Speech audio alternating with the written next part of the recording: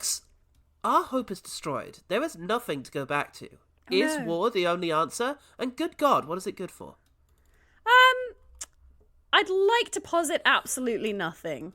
The age-old rhetoric. Nevertheless, I don't really have an idea of where this intro's going. To war, I guess. To war. Look, we've got a lot to talk about here. It's an intro. We haven't got time for anything like that. Like, what am I going to ask? Oh, what class would you be? We've all lived it. We've all lived Warcraft. You could ask me, did I play for the Alliance or the Horde when I played World of Warcraft? Did you play for the Horde or were you a fucking nerd? Joke's on you, I played for both sides. Classic Becs. I wanted to try all the races. I don't know what to tell you. Don't we all? And in.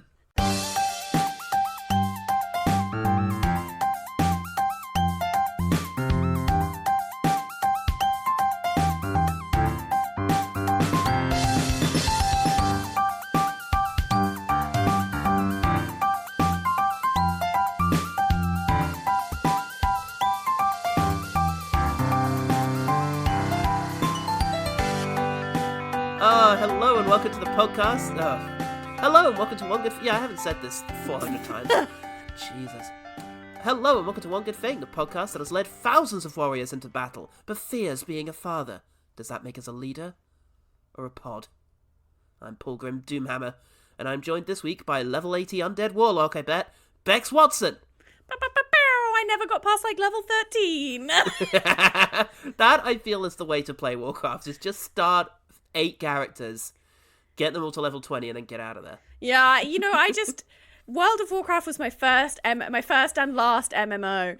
It's how I discovered what griefing was. And oh, wow. And basically what happened was I turned up, wide-eyed, and went, this is going to be so much fun. And then I got killed by someone who was level 100, and then they just camped on my body. So every time I reached it to resurrect, they just immediately killed me again. And I went, hey, I hate this. And I left.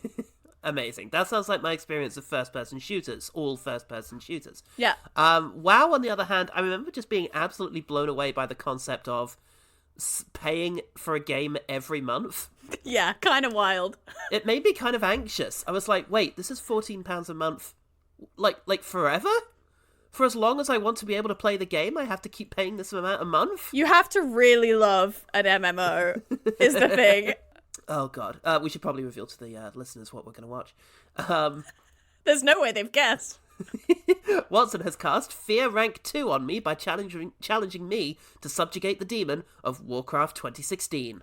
For years, our world has been at peace. But something is coming. I can feel it. Dark forces are upon us.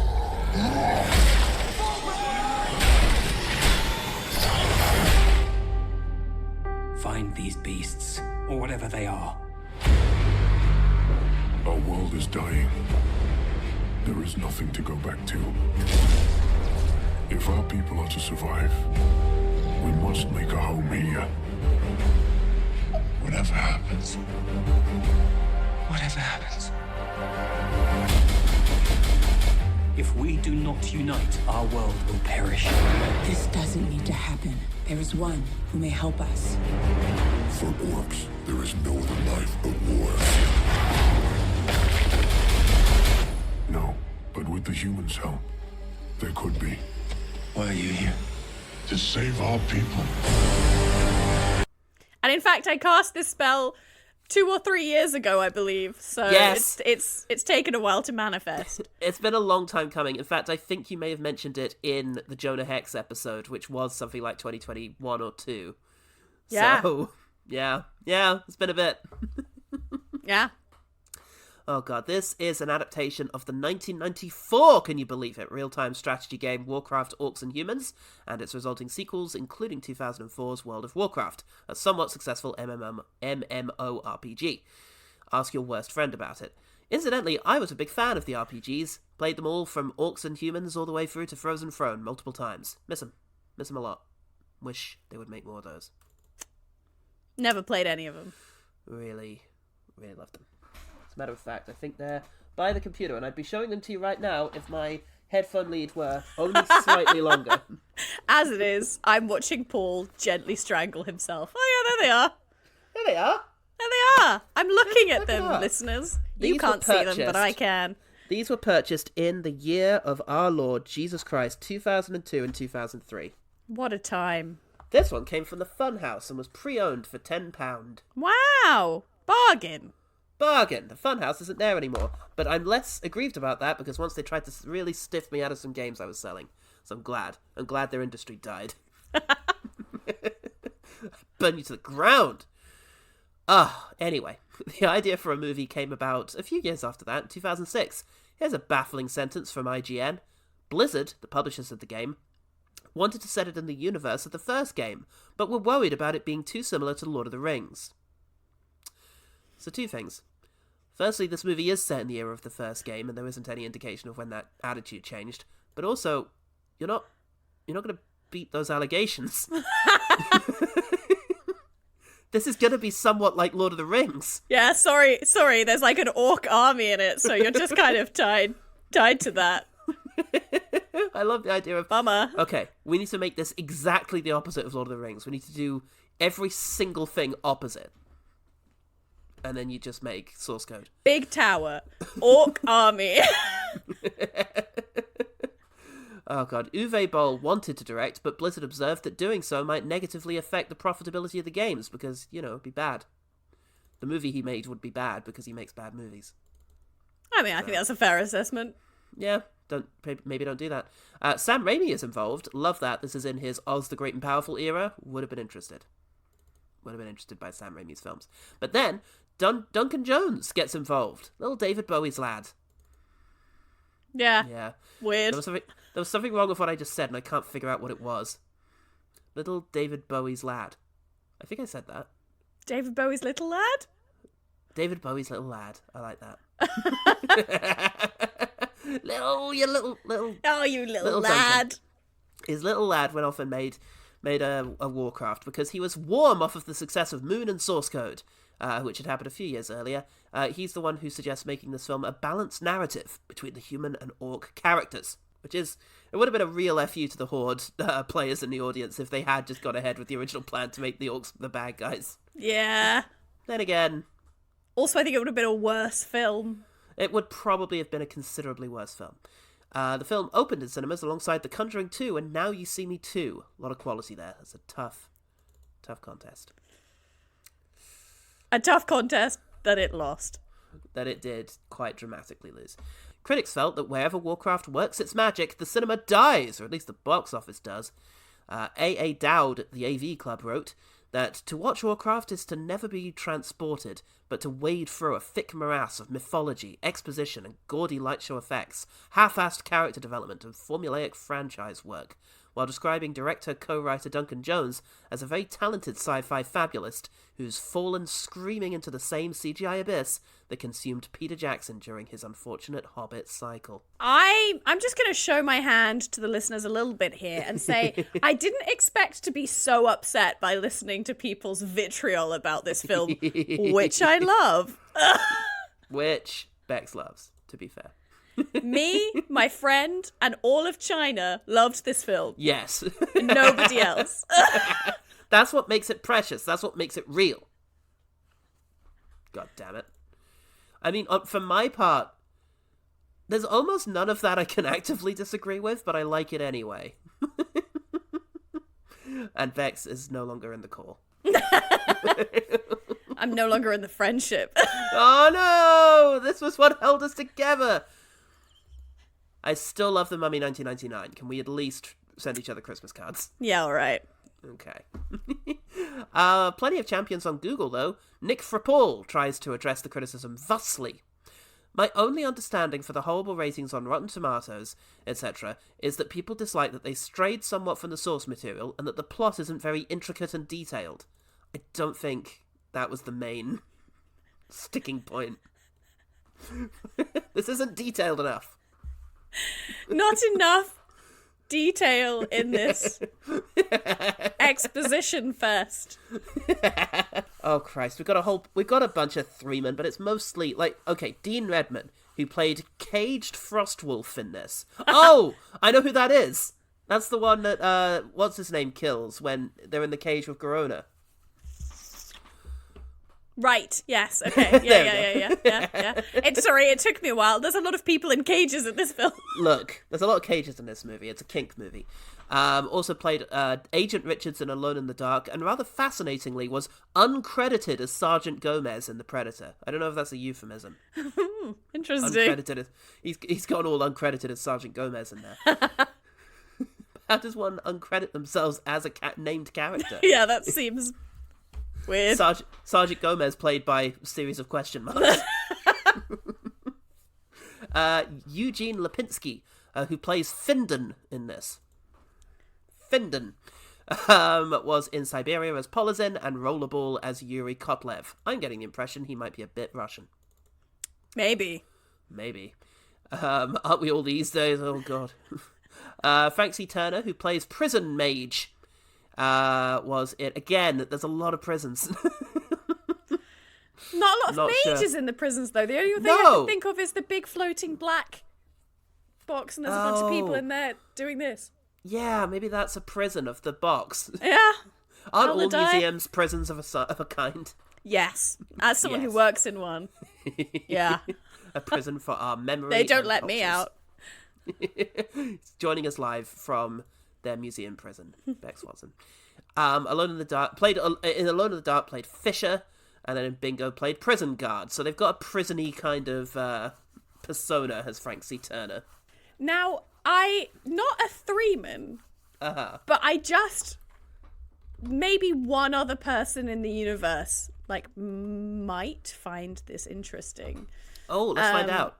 Is that one of the elves with the big ears is played by a man called Christian Sloane. Okay. And you may never have heard of this man, but he haven't. plays Dr. Richard Strand in the horror podcast The Black Tapes, and this really threw me the fuck off. The first time I googled that man, being like, because he has such a voice. My God, does this man have a voice? Sure. And so the first time I googled him to see if he'd done anything else and saw he was credited in Warcraft 2016, I was like, what? I love that. So just a fun fact out there for anyone else who's the very empty Venn diagram crossover of people who have listened to the Black Tapes and seen Warcraft 2016 and if care. You're in that Venn diagram, hunt Becs out. Yeah. Patrick Sabongui played a footman for Lordaeron, and also was Barn Merc #1 in The Predator, Earl in Sucker Punch, and Rami in Black Adam. Good for him. Final one, Gary A. Hecker did creature vocals in this. And in Batman vs. Superman... I hope he was just the Murloc noise. In Batman vs. Superman was creature vocals. In Lost to Space was creature vocals. Something tells me this man can do stuff with his vocal cords that most people cannot. Most can only dream of. In Godzilla did creature vocals, and in Sucker Punch did special creature vocals. Creature vocals. Yeah, he broke off the good stuff for that one. Mm-hmm. Oh, free to a man, free in the bush, free, yo. Films are shit, mate. Warcraft 2016 has 29% on Rotten Tomatoes. Ooh. Yeah, it does. However, 6.7 on IMDb and made, $160 million on a $439 million budget. Yikes. I thought it did better than that in China. I thought the China market really buoyed it up. Because I remember hearing about the box office, the US kind of box office numbers and being like, ew. But then seeing lots of reports being like, but it's doing really well in China. And I was like, maybe we will get a sequel. Oh, I'm afraid not. Spoilers. It did very well in China, it has to be said. I think, what was it? It was, there's a bunch of stats out there in terms of how it did compared to other American releases. I think I remember reading something that it was it opened in the most, the highest percentage of Chinese cinemas in all of Right. China than any preceding film. Like, it showed in like 70% of all cinemas in China, and it's Yeah. and like Oh, that was yeah. kind of crazy. was only the second Hollywood release after Terminator Genocide to earn $100 million in China without making $100 million in the US. Ow. Wow. Ugh. Uh-oh. Ugh. Uh-oh. So, yeah, wow, not making $100 million, it is Yeah, quite... listen. Oh, dear. Look. Me and China, we love this movie. There's so much in common between you and China. So, Bex, you noble orc chieftain. Yeah, that's me. What's one thing about Warcraft that I didn't select a quote? Uh-oh. I don't know. That made you want to invade somewhere. Strong selection. That made you want to shout for Azeroth, at least. Yay, for Azeroth! For Azeroth. I saw this film when it came out because I had fairly recently dipped my toes into World of Warcraft. Oh, yeah. I came to it very late in the game. So to speak. And so to speak. And I was like, yeah, I feel like I could be into this. And I went to go and see it, and I had such a good fucking time. I just straight up really enjoyed it, that when I found out other people didn't, I was like, did we watch the same film? Oh, God, that's brutal. Like, me and the friend that I went to go and see it with were like, no, it's incredible. And we made the mistake of then gathering a bunch of our friends and being like, you'll love this, let's go. And then Gosh. one of them afterwards, with whom I'm no longer friends, fuck you, not because of this, I want to, that she was just an awful person, but this didn't help, said, if I didn't like you so much as a person, I would have walked out of the cinema. Wow. That's And I was brutal. like, what the fuck do you mean? I had an even better time the second time round. That is horrible when you're What do sitting you there mean? thinking that you're all having the same experience and then finding out, oh, no. I went home, I bought the tie-in novelization, and I read it. I went back to playing World of Warcraft. I wrote a lot of fan fiction. I loved this film. I continue to... I got a bit worried because I haven't watched it in many years now. And I thought, uh-oh, what if it doesn't hold up? Well, you know what? It fucking does. I'm not ashamed to say it. I disagree with everything that review said. I just think it's a straight up good time with interesting story, interesting characters, and it's refreshingly different from other stupid fantasy movies because I liked the weird moral grayness of there being like good people on both sides and bad people on both sides, and it having to like cross between all the stories, and I wanted to know what happened next. And fuck you all, fuck you, I'll die on this hill. Okay, look, you've got some strong Sorry I feelings swore there. so much. That's good. We enjoy this passion and energy. We're going to get around to dismissing most of what you just said, but before we do that, we are going to talk about what happens in Warcraft, Orcs and Humans, or whatever they called it. Sometimes the beginning. Sometimes called Warcraft the beginning. But they took that off due to reasons of being very unfortunate. So, Bex isn't happy, folks. It's okay. Look, you're among friends here. Am I? Am I, Paul? I'm starting to think that might not be true. Look, it's as true today as it's ever been. So...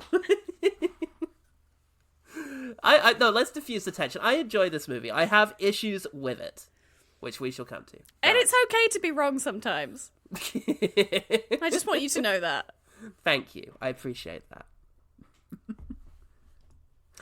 Let us not become orcs and humans. Let us join together instead in a beautiful union and celebrate this movie by talking about what happens in it, because there's a narrator who says there's been a war between orcs and humans for as long as can be remembered. Well, until the Dark Portal opened about 30 years ago. Assuming you're talking from the perspective of contemporary Warcraft. Oh, I'm going to be unpleasant to watch this with. But also, maybe the narrator's only 20 years old. Maybe. You're a douchebag.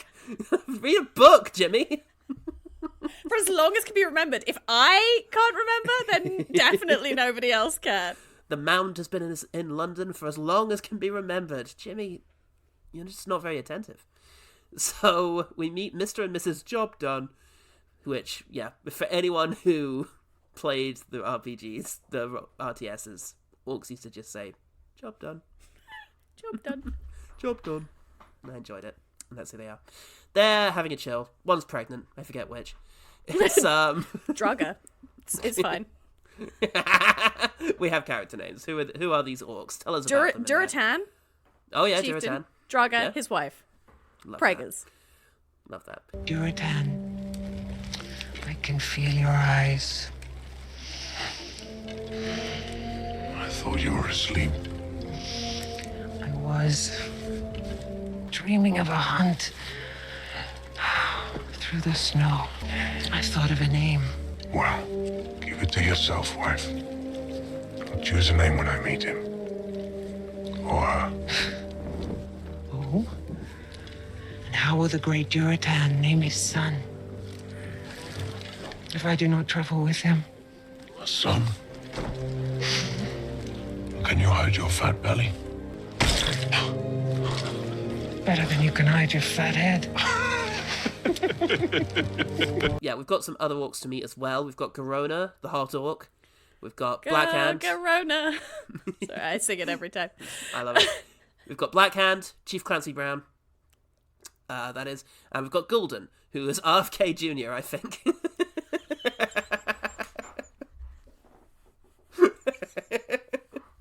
Oh. He's just wants what's best for the tribe. So, yeah, they're all orcs. They're all hanging out on, oh god, Otherworld? What's it fucking called? Where they're from? Draenor. They're in Draenor, and they're just hanging out there. But they want to go through to the nice human land of Azeroth because it looks all green and nice and not shit and awful. Yeah, they've killed their world. Yeah. Time to move on to the next one. Yeah, absolutely. Healthy attitude. The Muskian attitude.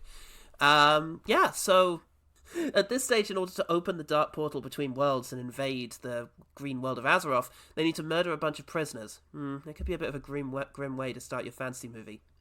Have them make goofy noises as they die.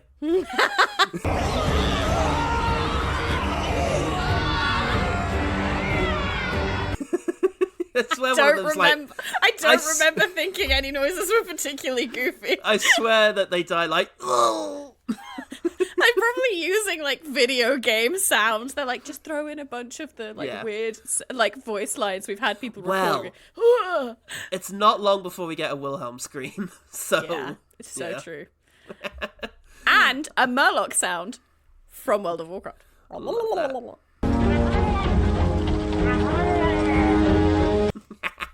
They come through to our world, at which point Mrs. Jobdam, what's her name? Draga. Draga gives birth, and oh, awkward, the baby looks like a night elf. Uh-oh. Who's the father? That's a really easy game to play when you're in Warcraft world. We'll get to play it a bit later in this film. Uh-oh. Meanwhile, in the dwarf starting area, Lord Lothar is hanging out with Disney's 7 dwarfs. Yeah, love them. Yeah. They're goofy looking, but I mean that so affectionately. Love them. I love that they did not be like, let's just put guys in big beards. They were like, no, let's straight up make them look like little freaks. Little fucking freaks. But these little fucking freaks are the good guys because they're white. Oh, check your fucking self. Duncan Jones had some very big ideas, and he's there to present them. Basically, we're all little fucking freaks, and that's to be celebrated. Anyway, in the human starting area, wait, is that the same guy? We didn't really get to meet him back in the dwarf bit. Speak for yourself. I fell in love with him instantly, and I would know him by the shape of his armor. He apprehends a little boy mage who helps him to figure out please that there's don't call something him a weird little going boy on. mage. Uh-oh. Please don't call him a little boy mage, because this is the point at which I'm like, gosh, what sexual tension these two men have. And then I read the novelization, and it tells me that little boy mage is supposed to be younger than Lothar's son, which means so they really shouldn't have cast someone to play Lothar's son who was clearly 12 and a fully grown man to play Khadgar, because like, Look, So I ignore that Fair. very much in my Look, brain. the book doesn't have to be canon as much as you're the only one who's read it. So whatever Yeah, you say is in there, we'll believe. Just Anyway. adds so many details where I'm like, ooh, wish you hadn't told me that. Oh god, but they figure there's something weird going on with these bodies that are rolling in, and it would be hilarious if one of them just had like a perfectly flat face where they've been just pounded by these massive hammers. Yeah. There's something going on. Let's summon the Guardian! Quick, only the king can decide to do that. Let's ride to Goldshire. Why the fuck is he in Goldshire? This is the 4th location in 10 minutes! I'll tell you why. It's so that people who played the game can point at it and go, I recognise that! Look, they've done the different quarters in the different colours! I just can't believe they didn't show the Battle of Grand Hamlet. Anyway. Boy Mage meets King Dominic Cooper. He agrees to send... Oh, you're not going to like this. Say it, Paul. Say it. Look me in the eyes and say it. Bland player character. Should you just call Anduin Lothar the Lion of Azeroth bland player character? Yeah, he's BBC. I'm gonna kill you in the night. He's going to go and summon the Guardian, Ben Fosterman. He's trying to do Ben Foster and Saruman. As a Yeah. thing. Yeah, Fosterman. sure. Yeah.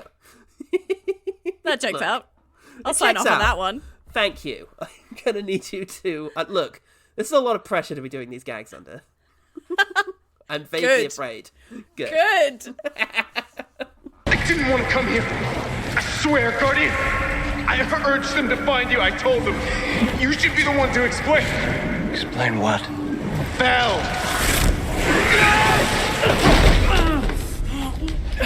In Azeroth. In the barracks. One of the bodies. Guardian, what is the Fel? A magic unlike any other. It feeds on life itself. It pollutes the user, twisting everything it touches. It promises great power, but it exacts a terrible price. There is no place for the Fel in Azeroth. You've done the right thing. I'd just like to say, you have missed one character Oh? that I think it's important that we talk about, which is Ruth Negga as the Queen, Oh, yeah. right? And Lothar's sister, and I just think it's real bold to just cast two such different people with different accents Yep. and be like, no, they're just straight up brother and sister, and not Look. have me be like, for real? One of them's Irish and one of them's doing a weird fantasy accent. Warcraft walked so that the Green Knight could run. And I think we can all appreciate how beautiful that is. I mean, like, don't get me wrong. Love the woman. She's incredible. I would let her walk on me. But, like, I remember being, like, missing entirely the first time round that they were brother and sister because it's just so unlikely. Anyway, they now have to cross the entire kingdom of Azeroth to get to Medivh's tower, so they do that. Yeah, they fly. What of it? Fly! It's easy when you can fly. That's why you have to unlock the mount early. Just grind in the starting area until you can get there. Yeah. Anyway, there's this stuff called the Fel, which makes things go evil to facilitate action sequences. So watch out for that. This is the bit where we lightheartedly make fun of the movie. Maybe this was a mistake.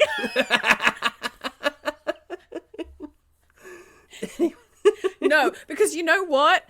Several years after this, one of the Star Trek films comes out and there's like evil green science magic in it. And I point at the cinema screen and I go, the Fel. and then start writing the weirdest crossover fan fiction you can imagine. I would absolutely love for the Enterprise to touch down and unite our last 2 episodes. In any case, Fostuman makes the crazy journey even shorter by teleporting them back to the starting area. And then they set off for Elwyn Forest. Yep. Yep. Back again. There's a battle. There's a little battle. Mm-hmm. Goes on. Yeah. Okay, you're going to have to take over. Okay, there's a little they fight some orcs. Yes. It's going badly. Yes. Medivh does some kind of magic that seems to drain all of the orcs that have been fell touched. So just the evil green ones. Which means Duratan escapes. He frees Garona, who's been chained up to she's a slave, I don't know. She's been chained up to some guy who's now dead. He frees her. Off they go. Khadgar manages to capture her. Yeah. And Lothar manages to catch a whole ass big orc. They ride these prisoners back again. Yes, whilst bland playable character and Hot Orc have a bit of a chat and a flirt over a corpse. And she tells them all about orcs and that. I want that weapon. You'll have me to protect you. I need no one to protect me. What are you looking at? She has a chat with the king. Yep. Who's way too trusting. Yep. Look, he's a beautiful soul. He believes the last thing that was said to him. He's very much like Trump. She tells him that the reason that all of their people are being taken prisoner is so that they can be sucked dry to open a giant portal to bring the Horde through. A whole bunch of orcs who are sometimes good guys, but generally speaking, this can seem to be a bad thing. So, Blackhand gets Torgoed, for those of you who are fans of Manos the Hands of Fate. I'm starting my own Venn diagram. Gets his arm cut off because he didn't conquer Azeroth yet. It's been 2 weeks. Yeah, well.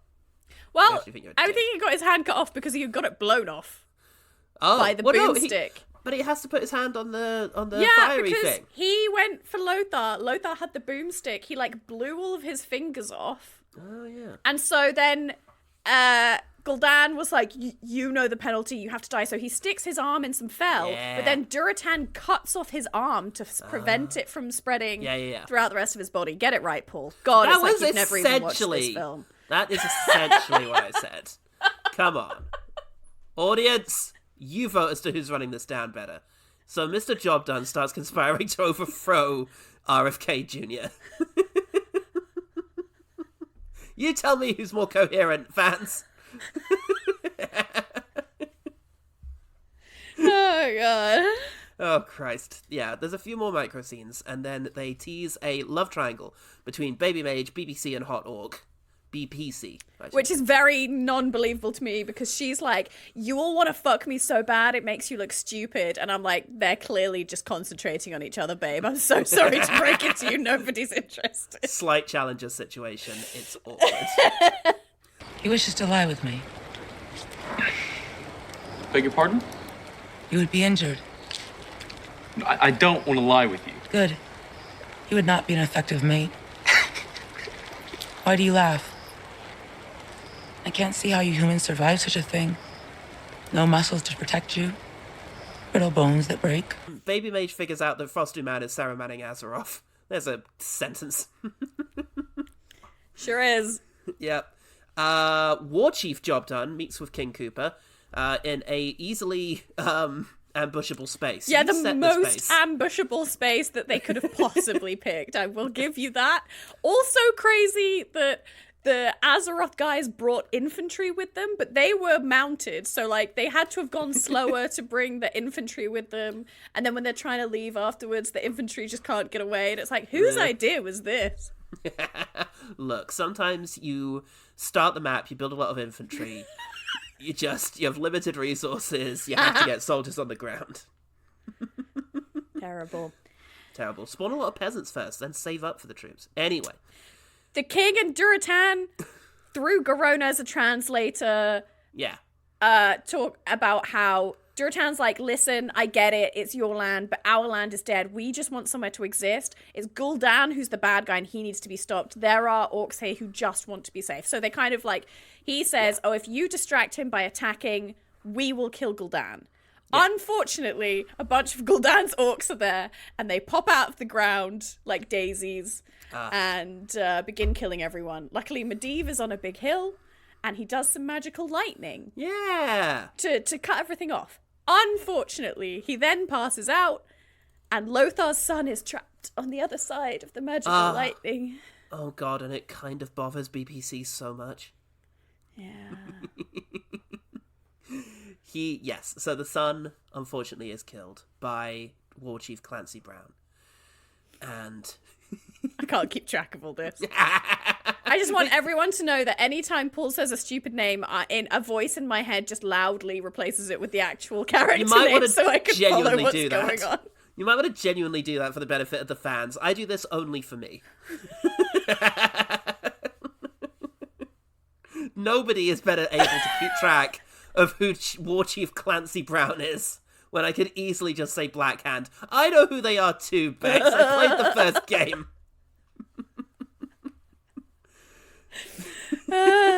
God. Oh, Christ. Anyway, Hot Orc and Baby Mage make Nosferatu. Or whatever it is, to a bubble bath where they can heal him. Because he might obviously be evil, but he's still, he's still Ben Foster. Yeah. He wakes up and Garona's immediately like, you're my therapist now. And then he's like, I'm your dad. Oh, shit. This introduces some really... and so it's kind of hinted at in the film, but confirmed in the novelization. That he is her father, which raises some questions about the age difference between Lothar and Garona, because him, Medivh, and Lane all grew up together. They were childhood friends. Yeah. Well, maybe orcs grow up really fast. I mean, they're going to have to introduce Thrall into the sequel, I imagine, because there's going to be pressure to get him on board. But also, there's a 17-year gap in between the second and third games, everyone. But... okay, so now just mental image of Ben Foster just fucking an orc. Yeah. Over in the fucking Outworld. Oh, God. Okay, so Baby Mage goes to Pandora in order to report... It's to Kirintor. To report to Fosteratu... Yeah, to report Fosteratu to HR. What do you know about this bit of paper? Oh, that'll be to do with the weird spinning cube we have downstairs. I've never seen that. We've got a lot of weird shit here. You left. You don't get to choose what you see. You never been down here? It's directly beneath the council chambers. Yeah, but the bathroom's that way, so I usually don't have call to come here. It's not on its way to anything else, Anyway. Oh, fuck. Glenn Close is playing a character that comes screaming back to me from 20 years ago when I had an attempt to shut out this franchise as a series of films. And Agewen played a crucial part to some of the introductions. But she's been renamed for some reason. Yeah, don't worry about it. Yeah. Yeah, isn't it annoying when things get awfully renamed for no reason? Makes it really difficult to follow what the fuck is going on. I can't even remember who she's appearing to. Who does she appear to? Khadgar. Okay, right, yes. To say yes. The random box lets him in. Yeah, that's right. And it's like, yeah, he's definitely evil, so do something about that. Fucking do something. He's so evil, guys. She's like, I spent all of my remaining power to tell you to do something. Bye. Fucking do something. Meanwhile, BPC gets thrown in jail because he doesn't like the obviously evil Medivh. Yeah. Yeah, sorry, the commander of the only 3 legions they have left. They're like, we don't need this guy. Lock him up for plot reasons. See, God. I can lightheartedly poke fun at things. Good. We have to. The things we love most of all. So the king goes riding off to fight the orcs. Because seemingly having imprisoned him, they then take his plan to go and attack the Black Portal before 4 more orcs come through. Well, Medivh is like, don't worry, with my power... Because Medivh tells them that he met with Duratan. And that the rebellion is growing and they'll have this huge army of orc allies so that they can go and attack and that they should go and do that. Sure. Spoilers. Not true. Spoilers, it's going to go badly. So, Baby Mage comes back in order to break BPC out of jail and take him to Orthanc so that they can fight Nosferatu. Yeah. Oh, good. He looks evil now. We can fight him. He looks fucking dope. I'm going to go ahead and say it. I have never been more on side with him. Meanwhile, what's the mum called again? Druggy? Drugger. Drugger, that's it. Drugger is going to put little baby sequel bait into a river and push her down. I feel like we've missed a chunk here. What specifically? It's flawless. I feel like we've missed the whole bit where Duratan is made to like submit and is imprisoned, and then it turns out his number 2 betrayed him. And Gul'dan is like, good job, buddy, I'll give you the fell. And he's like, yeah, thanks, but let everyone see you do it, and then they'll trust you. And then Gul'dan's like, great idea. Just kidding, I'm burning all your people to death. Oh, shit. Well, and then Drago runs away with the baby. God bless him.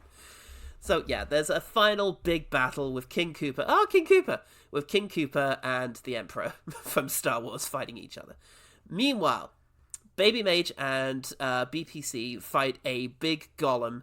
And for me, it occurs to me this is the first bit of adventure-y business we've kind of seen them do. But we'll get around to that sort of discussion, that sort of source. Hey. It's all good stuff. Then they fight Phosphoratu and win, so the portal closes. We've missed another chunk. What could we possibly have missed? We missed the whole bit where Duratan was like, I'm gonna show them that Gul'dan isn't to be followed. And he does a one-on-one fight with him. Oh, yeah. Because it's like orc tradition. Yeah. And he basically knows that he's not gonna win. Yeah. But he wants to show them that the Fel is evil and that he cheats and that he has no honor, because during the fight he keeps like using the Fel and everyone's like, hey, that's cheating, you're supposed to kill each other with your bare hands. And so he just keeps going after him, and then the portal starts opening and Gul'dan has to be there to do it. So he's like, I don't have time for this, someone else kill him. Blackhand, you kill him. And Blackhand is like, no, you started this, you finish it. So he just like sucks all the life out of Duratan. And then Duratan's number 2 is like, you will follow this, he has no honor. And all the orcs are like, you're fucking right, this guy sucks. Guys, this guy's really bad. Then they start fighting. And then they win. And then, in a weird twist on the law, King Koopa asks Hot Orc to kill him. Yeah, which he does. And everyone loves it, and her. Yeah, because it will give her enough honor to have enough sway with the orcs to bring peace between the orcs and the humans. Love that. Such Lothar good... turns up. He mad, but he gets knocked right out. And then for some reason gets challenged to single combat, even though earlier they were like, it's an orc tradition, it only applies to orcs. Yeah. You're not a chieftain, so you can't take part in this. And then just Lothar turns up and like, yeah, this guy, we'll fight one-on-one. He really easily kills Blackhand. Yep, yeah, he does. Just does like a sweet knee slide underneath him and cuts his dick in half. Cuts it right the fuck in half. And Blackhand's a very old disabled man. He's only got one arm. It was brutal, horrible. And then couldn't believe what I was seeing. And then Gul'dan is like, kill him, but nobody will because they have honor. Oh shit, Gul'dan will never understand something like that. So, oh no. Also, he doesn't like Hot Orc now because she killed his best friend. He was Look, you're never gonna fucking believe this, but I swear to God, everyone stop looking at me like this. The king asked me to kill him. I swear. I promise. There were a bunch of guys. Barry, you didn't hear? You're fighting orcs. Fine. I guess I'm the bad guy, so she goes off. Yeah, bland playable character becomes the king, the end. No, he doesn't. Does he not? No. She stays the queen. This is when he becomes the Lion of Azeroth. He becomes the champion of Azeroth. Love that. He does not become the king. It's really felt that like would be weird because his sister is the queen still. True. Really felt like he became the king.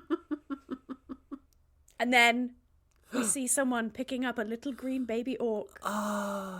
You shall Look at be this. And then the baby Warcraft orc goes, 3. Yeah, the baby orc just kind of go. The story will continue. Never. Yeah, the box office is like, nah, mate, you're right. And that just about sums up a really easy to follow summary. It's all in there. Just, have your cast of characters handy with my stupid nicknames and Vex's impenetrable lore, and you'll be able to be able to figure out what happened in this movie, which is more than I did. So, Vex, it holds up. Fight me. Yeah, I will try to fight you. No, I mean, there's a lot I enjoyed about it. I think also I had a head cold last night and I wasn't in the right place. But I will say it's very politics focused. It's very much focused in the sort of leadership kind of roles of the two positions, and it is really interesting the way in which, you know, they position these sort of, you know, characters into having a very tactical discussion of each other and, you know, assessing the situation and sort of manipulations and that sort of play. I will say for me, the scenes felt like they were moving rather quickly and potentially at the expense of some characterization. Yeah, give me the director's cut that they never released that apparently was way better paced. Well, it's interesting because, I mean, I used to love this lore, and it is curious how it's not a very complicated story necessarily, but there's a lot of it to the point where telling it, and my god, if they got to a second movie, I don't know what the fuck they would do. Like, Jesus.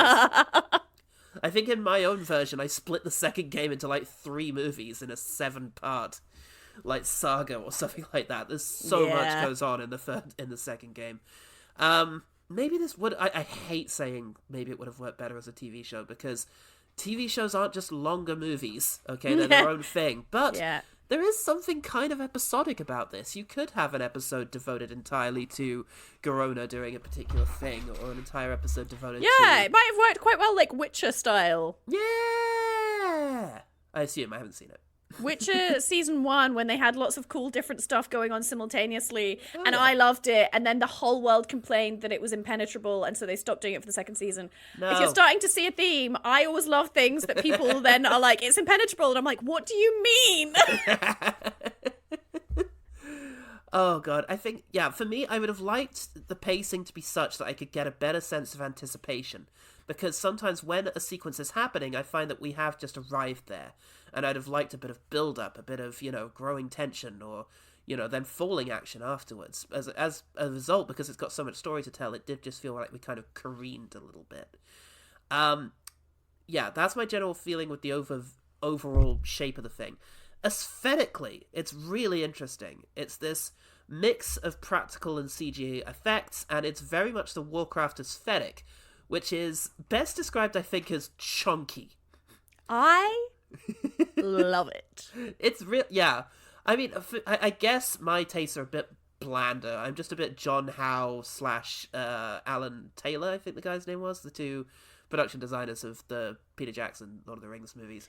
I think my attitude to Warcraft could best be summed up as I always felt like Frostmourne, the iconic sword from the series, just looks like it's been stretched a little as a JPEG. It's a little too wide, guys. A little narrower, and I feel like that's now a cool this is sword. very interesting for me, because a lot of video game aesthetics, especially MMOs and JRPGs and things like that, I just do not get along with. Sure. I just don't vibe with it. I look at it and I think, this does nothing for me. Right. I know people love it.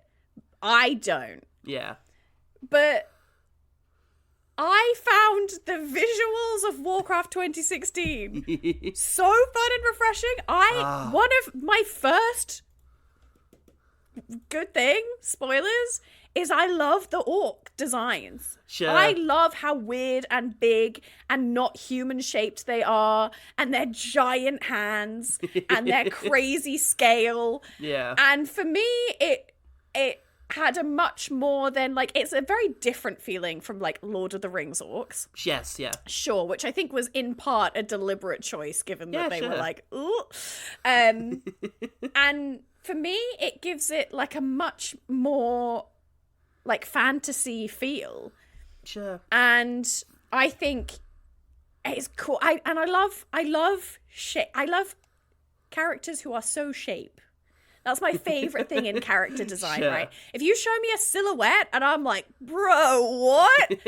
I love that character. So for me, the orcs, and even within the orc designs, there was just so much cool shit that I was like, yes! You see, this is it, people!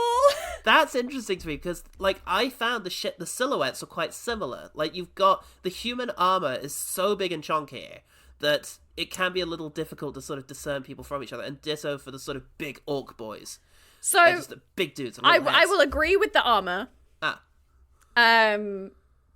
no, I found the orc designs really interesting and fun and easy to, and like every time there was a scene with a bunch of orcs, I was looking in the background being like, oh my god, that one's teeth.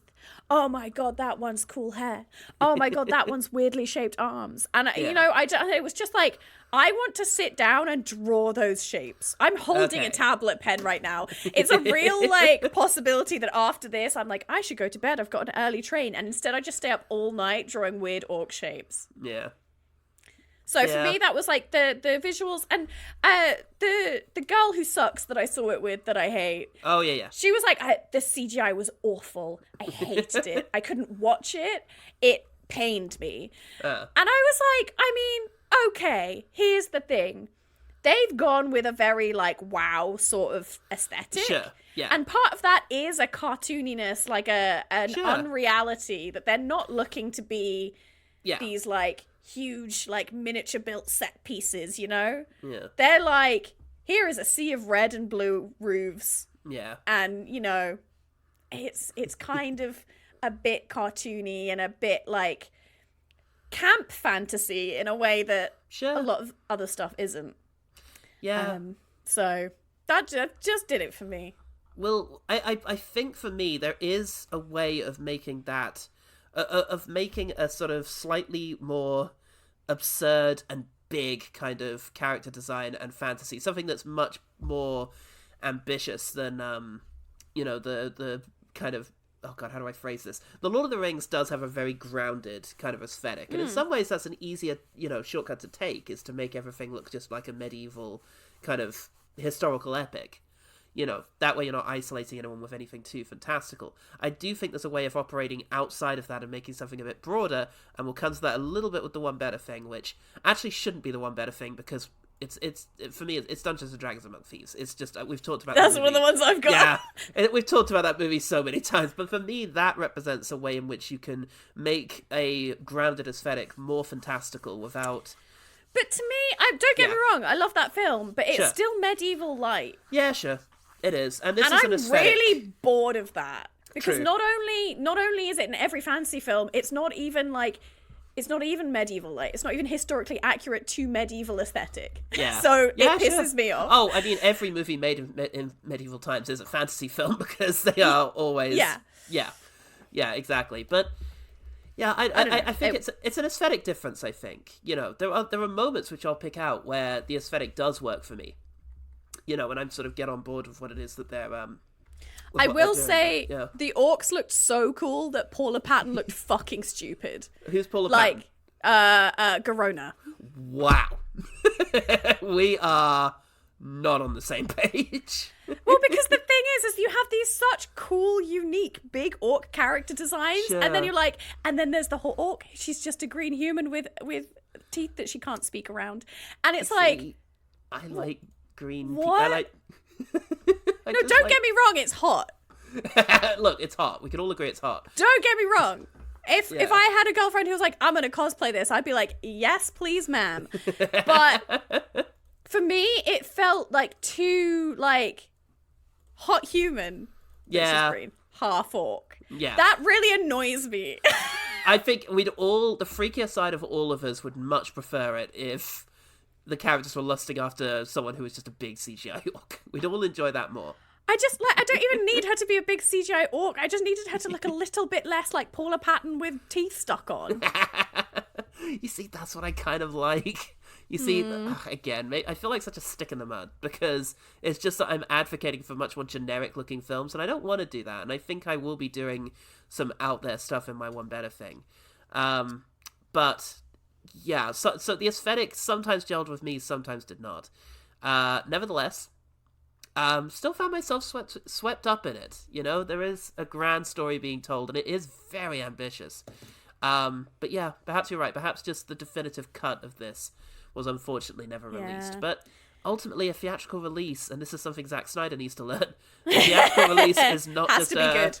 It's also Peter Jackson could have done with learning this too. It's not just a trial run for a DVD release. I will say, I think one of the things that was always going to get me about this film, like me personally, just based off stuff that I really enjoy, is that at its heart, this film is about how sometimes the best thing you can do for your people is die. Yeah. Yes, it is. Sometimes the best thing you can do is be a symbol. You don't get to be there to be the hero. And that's something that I'm always into that, right? I'm always into someone is going to save the world, but it can't be me because I have a more important job, and that job is to die. Yeah.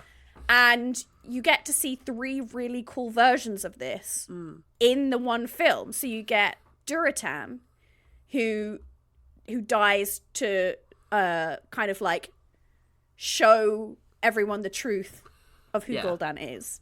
You get Lane, who dies to manufacture an opportunity for peace by kind of creating this narrative. And you get Medivh, who in the end, all he can do is die. It is really, and he dies to redeem, and he has to die to redeem himself, to do that one last good act where he helps the people get back to Stormwind. Yeah. And for me, that's like a really cool theme, and I'm always going to be into it. I'm a sucker for it. Yeah. So like, it was always going to get me good.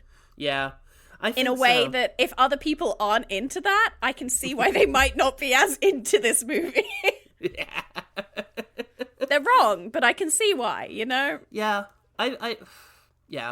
I do wish I was more into it, because I do remember actually really liking this when I first saw it. Like, I remember it really striking both myself and the 2 people I was watching it with, which were, Goodman and our friend Xavier, and we all agreed it was very special and that we would come back to it at some point on the podcast.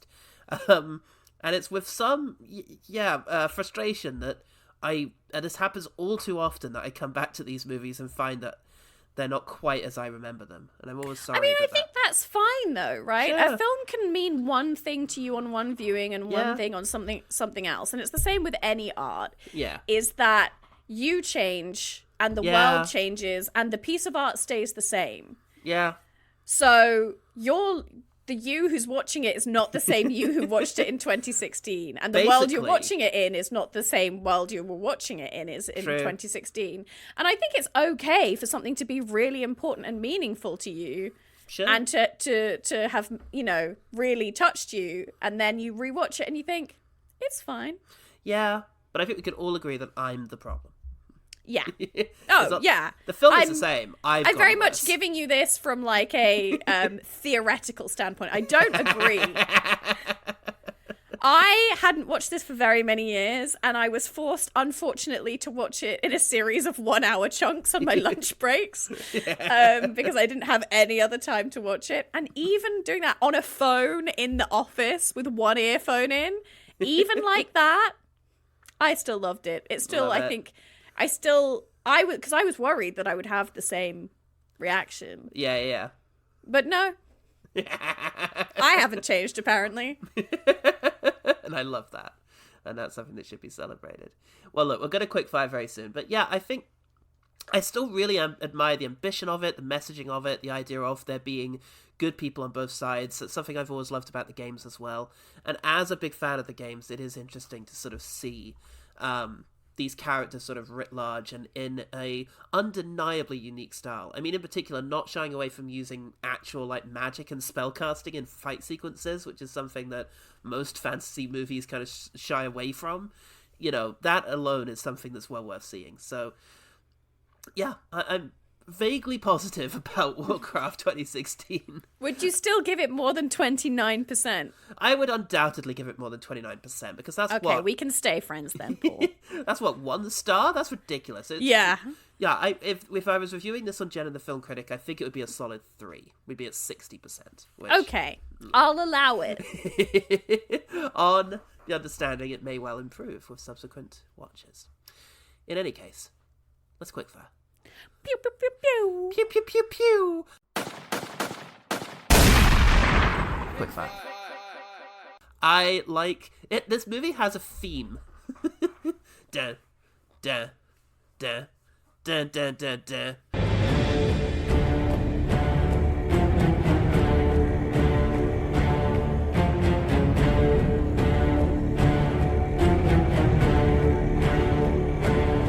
And I enjoyed that kicking in over the logos. That was my first one too. Yay. It literally says the opening music is dope, makes me want to go to war. And that's what this movie makes me want to do. I really enjoyed the opening conversation between Durotan and Draga because it felt very, I want to say humanizing or orcizing. Yeah. It felt, because I think a lot of films open with a kind of forced, these people are so in love and we're making you get invested very quickly, kind of thing. But it felt like very natural because it was a bit like dickish and teasing and like, you know, they believably felt like people who had been married for a long time. And I just like that. Yeah, that's nice. I like that. I thought the actual process of going through the portal looked really cool. Like once you get through the sort of initial bit, you're in this weird floaty part, which has this interesting color scheme, which is a bit more reduced and dialed down than a lot of the rest of the movie, where there's a lot of green, a lot of colors. You know, there was something very pure about the sort of liminal space between the two bits of the portal, and I like that. And then you come out of it and it's flat on the ground. You're not like walking through it. Yeah. Good stuff. Yeah. That's my official. I really enjoyed when we meet Lothar and he's with the dwarfs and the dwarf is like, I've got this cool thing to show you. It's a boomstick. That in the background, when the dwarf is reading a very important message, you can just see Lothar looking directly down the barrel of a gun like the big himbo that he is. No one's doing it like this man. I would have loved more himbo bits. I would have actually, I think, liked... Again, you can accuse the film of being expositional, but I would have liked more moments of just their characters coming out, of him and Boy Mage hanging out and just sort of... And kissing, yeah. And kissing, yeah, absolutely. I liked Gul'dan using his evil magic to suck the life out of a deer and inject it into Thrall to get him alive. I enjoyed that because I enjoyed... There's a reason that everybody hangs out with this dude. There's a reason that he's gotten to be such a prominent position in society. And that's, you know, he's clearly evil. He looks like RFK. But he uses his evil powers to, you know, I mean, from his perspective, as he says, another warrior for his warband. But still, he's, you know, doing things that other orcs will like the fact that he's done it. And that's, you know, that's good. It shows why they're following this dude. Yeah. I like that. I really enjoyed when they're in Karazhan and Medivh has just slammed Khadgar up against a wall and kind of lets him go and he falls down the floor. And Lothar goes over, pretends to give a shit about him long enough to put his hand out, but then like does not follow through and just kind of like gives up on helping him up and wanders away. It's at this point in the cinema that my friend leans over to me and goes, he's just like you, for real.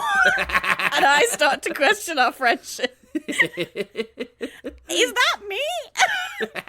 Look, am I like that? Hang on, am I the problem this whole time? I really like that set, actually. I really like Medivh's tower, the name of which is almost in my head. There it is, Karazhan. Thanks, Head.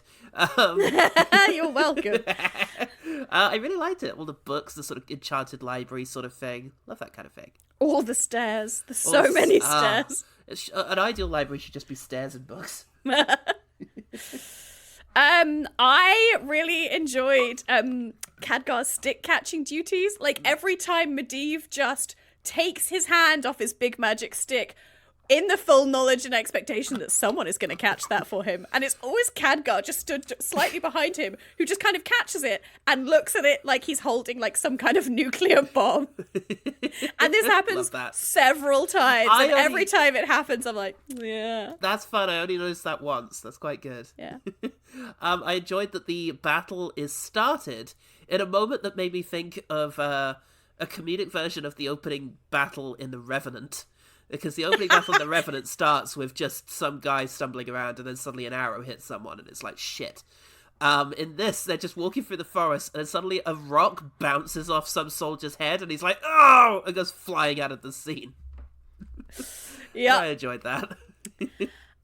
One of my favourite things about this film, and I remember coming out of the film and just being like, I loved that. And they do it several times.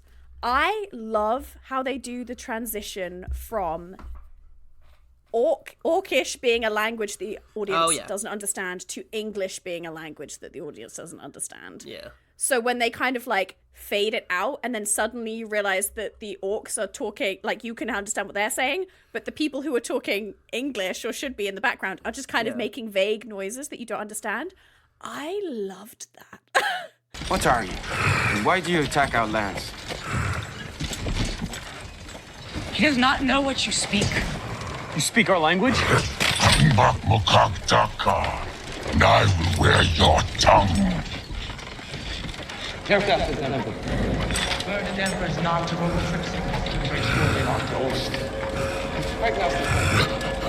I thought it was so cool, and I still kind of do. It's fun. I love it when people play with language and perception. Yep. I haven't seen it done that well since Battlefield Earth. Sure. Oh, here's a note that's not going to piss you off. I really like the look of Garona. That's how all the orcs should have looked. No!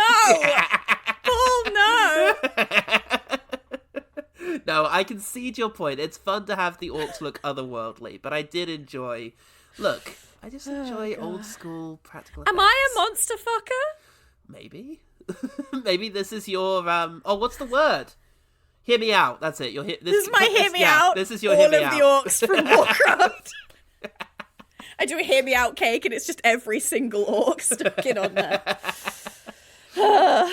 Speaking of things looking good, also in the background of the scene where I can't remember what's happening with Garona. It's early on with her. She comes to Stormwind, and in the background there's just a rack of swords. I liked the swords. Sometimes the swords just look like there's just too much going on with them, but I really enjoyed some of the armory in the background of that scene. When she's being outfitted and she says, "I want that weapon," and he's like, "Shut up." You shut up. I really enjoy when Taria, bless her heart, is like, "We need to earn your trust," in her little Irish accent, and gives her the dinkiest little dagger in the world and says, To defend yourself. With this. and I really enjoyed that delivery. Made me laugh. That's good. I like the fact in the final battle you can see the guns going off. I really enjoyed that. They have boomsticks. They have their boomsticks because, yes, the guns, get introduced at the beginning, and it's just fun seeing medieval sort of fantasy things happening with firearms. And in the final, overworld sort of panorama shot of the battle, you can see various little puffs of smoke going off as the guns are shot. And something I really enjoyed, you could see in the foreground in one of the scenes, someone fire one and immediately hand it off to the person next to him who handed him a loaded one and began reloading. I love that. I don't know how consistently that's observed across some of the wider panning shots, because I'm No, but I really enjoyed seeing that, because I was like, yeah, correct. That's kind of what you had to do. You get one shot, and then you have to spend a while ramming stuff back in there. Love that. Yeah, I've got one more, so if you want to... I've got a bunch. You take your time. I'd just like to give a shout out to Ben Foster and his weirdly camp performance. Oh, yeah. Specifically, two things here. I really love the drama of him atop the cliff with his feathers rustling in the wind as he beholds this, looking evil. But also when he turns up to burn all of Khadgar's research, he is just so dismissive in the campiest way possible, and just kind of his limp-wristed little movements to burn all of Khadgar's papers. Just great. Love Ben Foster. Love that man. Fabulous. I guess this isn't really a good thing, but it's a note that I wrote earlier where we really had a Lord of the Rings Why Not the Eagles situation where Lothar's son dies. And then Lane is immediately take one of my birds. And it turns out that there was griffins hanging around. It's why didn't they come down and maybe save the soldiers who were on the other side of a lightning wall? As Alfred Hitchcock says, because it would have been boring. Have we considered that? I really enjoyed when Khadgar was taken to the the black cube. Uh-huh. And it opens, and he says, "Should I go in?" And the man just goes in an absolutely baffled Welsh accent for some reason. I don't know. He's never done that before. Made me laugh. When Lothar is in prison, and he's being like, "I've calmed down now. You can let me go." And the guard just does a little head shake, which in armor does a little clank, clank, clank, clank, clank. That's good. And it's just pure physical comedy. And then I really enjoyed him being like, "Let me out," and kind of like reaching for the guard just as he turns into a sheep, courtesy of Khadgar. Oh, yeah. And Lothar for a second looks at his hand like, as if he did it. Great. And also just great to see someone turned into a sheep. Classic. I really enjoyed Draga's feral mama moment when she just straight out rips an orc's throat out with her teeth in defense of her child. Great. Love that. I really enjoy the moment where Gul'dan takes off his cloak and you realize that he's actively been hunched over this whole time, and he's actually huge. Yeah. And a ripped old man. Just kind of made me laugh. Medivh's demon form, I mentioned. I think it looks sick. Yeah. Okay, I've got 2 more. Don't worry about it. I really enjoy that for the entire, like, kind of last act of this, Lothar is barefoot. I don't know why.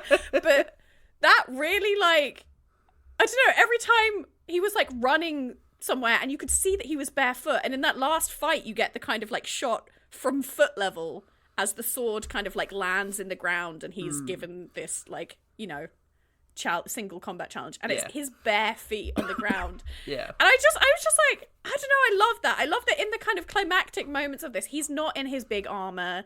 He's not, you know, he's got nothing but the sword of his dead friend. And that's literally it. And I quite enjoyed that. And lastly, I do always get a little bit emotional when Medivh is doing his kind of last redemptive act. Right. Lying there, slowly crushing to death. Trying to do magic. It gets me. It's good. It's nice, the idea that he did one last spell in order to help his friends get home. Yeah. I like that. And that's it. That's all my things. Yay! Well, it's time to check in with the OG team. Oh, I had one more. After the credits, the sort of, you know, seemingly end of the movie with him sort of winning and the sort of title coming back up, there is then the flowing shot of the river and the sort of track down the river. And I liked that because it really gave me a sense of place within Azeroth. And that's something I'd have loved more of, is to make more use of these sort of very dramatic and very fantasy-based landscapes, because they didn't just go to New Zealand. They seem to really recreate a lot of these environments. So it would have, I enjoyed having a sort of bit of a sense of that space in that moment. Okay, so time for the OG team. We got nothing from the OG team. Well, you should all go and watch Warcraft immediately, then go and listen to the black tapes, and then send me a message and say you've done both. And then become Beck's new best friend. Yeah, the position's open because Paul, he's not cutting it anymore. Oh no. Okay. It's fine. Got wrong opinions about orcs, so he's been demoted to acquaintance. This is the kind of orc I like. Holding up the game again, folks. Okay, look. Let's talk about the one better thing. The one better thing. What have you got for me? I've got 2 things, which is if you want to see Grounded Fantasy, go and watch Lord of the Rings, and if you want Camper Fantasy, go and watch D&D Honor Amongst Thieves. Yeah, fair enough. They are both absolutely superb. Honor Amongst Thieves was the obvious choice. It's the sweet part. Fuck. Yeah, that's a thing. The sweet part between something that feels grounded and epic and very exciting, and that sort of Marvel-esque energy of sort of, you know, self-aware kind of silliness. And it does the fun and games really well. It does the character bonding, sort of quipping really well. It's very good. It's very, very good. My 2, however, are a little more out there. First of all, they're both from within a year of each other.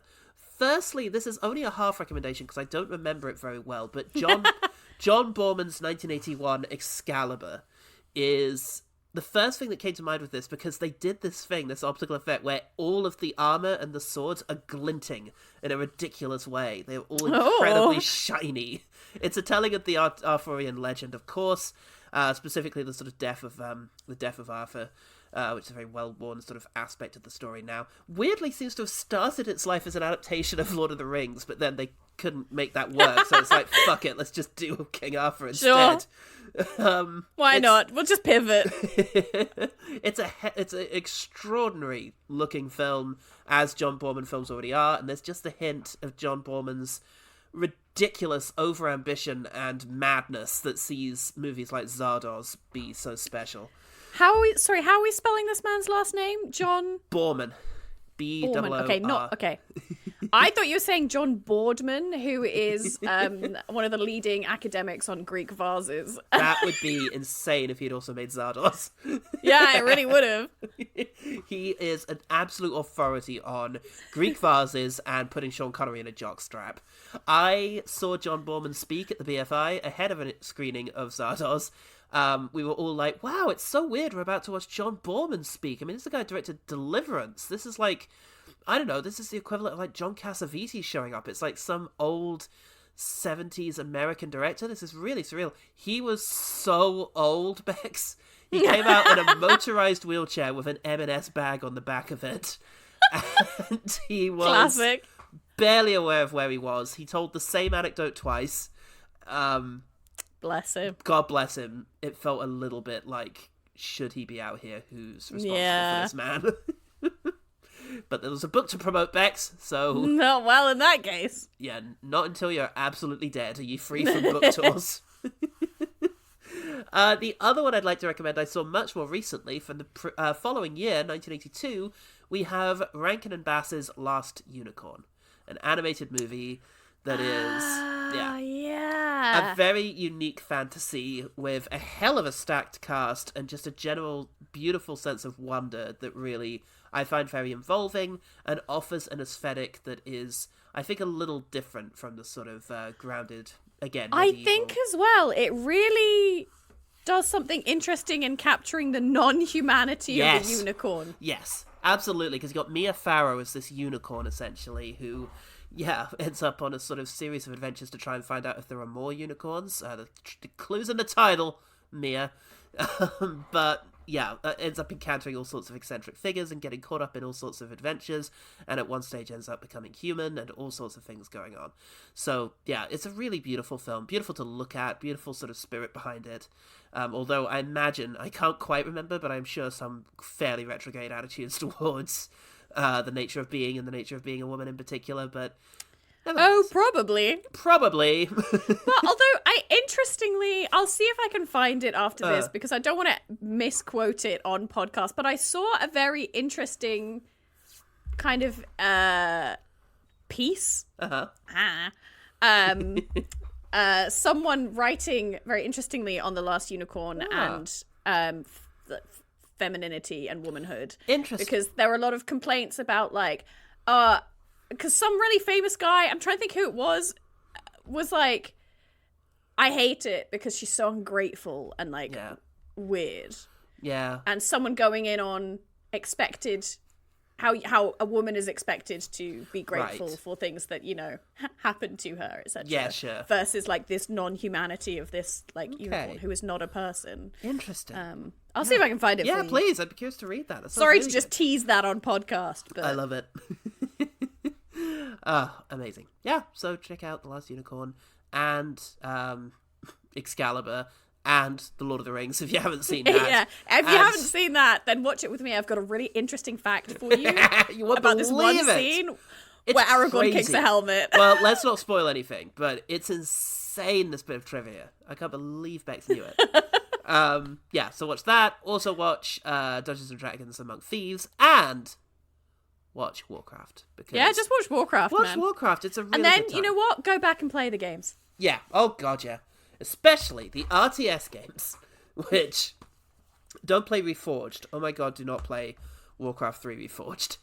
But, yeah, see if you can get your hands on the old games. I wonder if Warcraft 1, Orcs and Humans, and then the Tides of Darkness are available on Steam. I'll find that out. You find out about the one better thing. The one better thing. Bex, how can people find out about you and your adventures? Well, if you're interested in me personally, I stream art and sometimes games on Twitch at Starling Dust. You can find me on pretty much every social platform except Twitter. Fuck those guys. Yep. And Instagram. Actually, I deleted that. You know what? You can find me on very few social platforms, but I will be under the username Starling Dust, where I share my art. Some of it's real spicy. I draw a lot of naked lesbians. Yeah. If you want to hear me in a group setting, maybe wise, tempered by other, edited by definitely people a lot normal more, people, edited by people a lot less unfair than me. Then you can check out Roll Plus Heart, a queer actual play podcast where we play TTRPGs to tell fun queer stories. It's anthology style, so there's something in there for everyone. Yeah. Find out more about that at rollplusheart.co.uk. Fuck yes. And look, this, as far as I know, what episode is this? I think this is going to be 392, but I'm ready to be corrected by anyone who can step in. Hold on, I'm just loading it. No! I'm wrong. This is going to be 393. There are 393? 7 episodes left. Palindrome. Let's go. 393. There's 7 episodes left, everyone. So and it's a really nice number because not only is it palindrome, but 3 goes into 9 3 times. 393. Shit! It might be the best number I've ever heard. Gorgeous. Well, everyone appreciate that and appreciate the one good thing whilst it's still about. Get OGT Pod, subscribe. There's also Quest Fantastic if you like your more fantasy vibes. There is good stuff. Jen and the Film Critic if you want to hear me be wrong about movies some more. And good stuff. Yeah, I think that's just about gonna do it. I'm Paul about gonna do it. I'm the Lion of Azeroth. What, you mean the king? I'm gonna kill you. And remember, the one good thing about Warcraft is that it brings us all closer together. It's about unity. It actually is, because from darkness, light. Yeah. Good night. Good light.